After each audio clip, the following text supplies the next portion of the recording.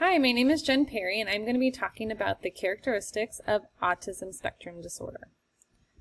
The first area I'm going to talk about are the cognitive characteristics.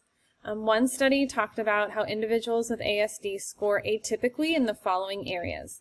Theory of mind, which is the ability to attribute mental states to others. Executive functioning, which includes some things like planning, self-control, organization. And lastly, central coherence, which is the ability to determine overall meaning from a lot of different details. The study found that almost a third of individuals with ASD have multiple cognitive deficits in those three areas. Another study that looked at adults with ASD found that the largest impairments for them included theory of mind, as mentioned before, and emotional perception and processing. This study also looked at non-social cognitive characteristics, and they found that processing speed and verbal learning and memory had medium impairments with this population. I'm looking at some of the neurological characteristics. One study found 3 neurological comorbidities. The first one is motor impairment. And they found a neural basis for these deficits, which was an aberrant neural circuitry and reduced activity between the cerebellar and cortical regions. They also found that a good majority of individuals with ASD also had sleep disorders.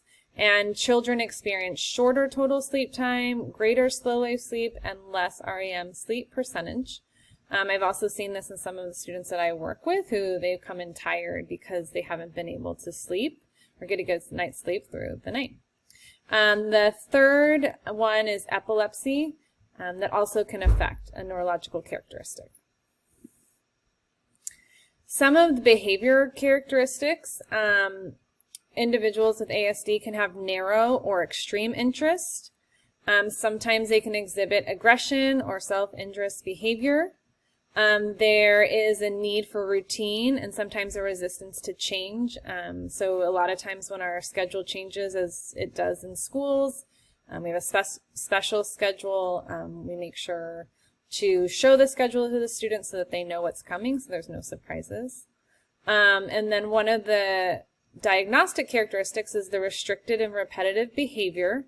Some of that can include stimming, which can be seen or evident in all the different senses.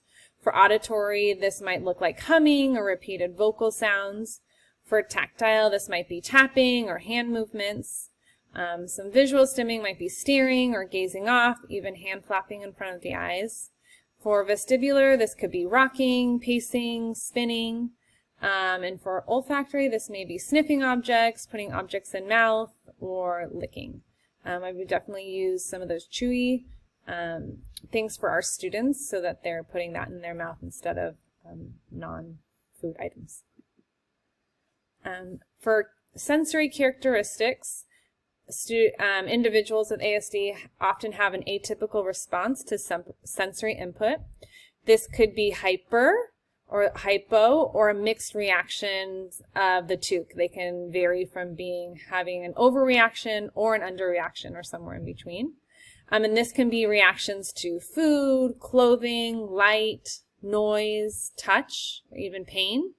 I've had some students who've had issues with masks and how they feel on their face and finding the right one, the most comfortable, because the others bother them. Also, the reaction to sensory input can often be seen as misbehavior, so this is where it goes over to the behavior characteristics, such as defiance or hyperactivity, when in reality it could be the individual's way of responding to the sensory input. That's what Beal had mentioned in her video. Going back to the stimming that was mentioned, the behavior characteristics, often this can be a way to soothe when the sensory inputs are too much, to rev up when there's an underreaction, or even block out some of those sensory if it's too much.